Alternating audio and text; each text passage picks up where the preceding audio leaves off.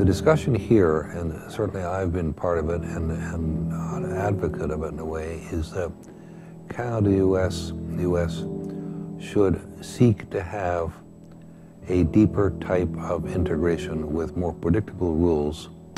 There is a move toward a North American Union. This is not a prelude to a North American Union.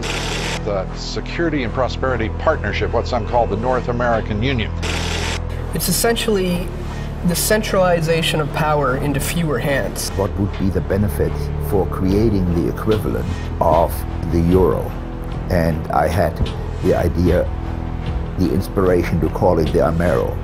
The Amero is the proposed new currency for the North American community. Our country is being defined and shaped by corporations. And the only people who were invited into the room were the largest CEOs of the largest businesses in the three countries.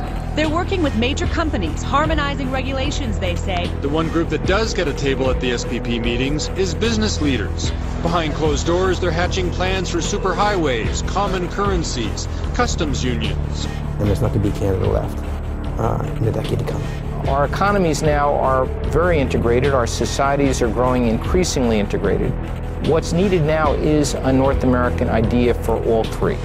The greatest initiatives have usually originated from some crisis of some sort. When you have incremental damage and it keeps increasing, you can wake up one morning and realize that something has to be done.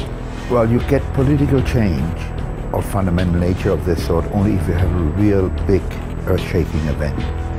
I think a new world order is emerging, and with it the foundations of a new and progressive era of international cooperation. We need a world of shared global rules, founded on shared global values. And my hope is that eventually, if there is a major catastrophe, there will be enough people around who will say, well, this may be the time to try out this new idea.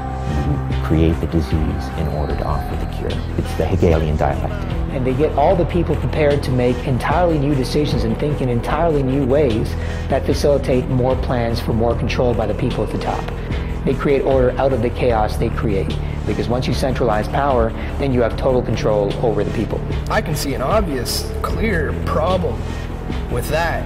Well, the end game is it's not going to stop at the North American Union. It's going to be one further step along the road to one world government. One world government? Yeah.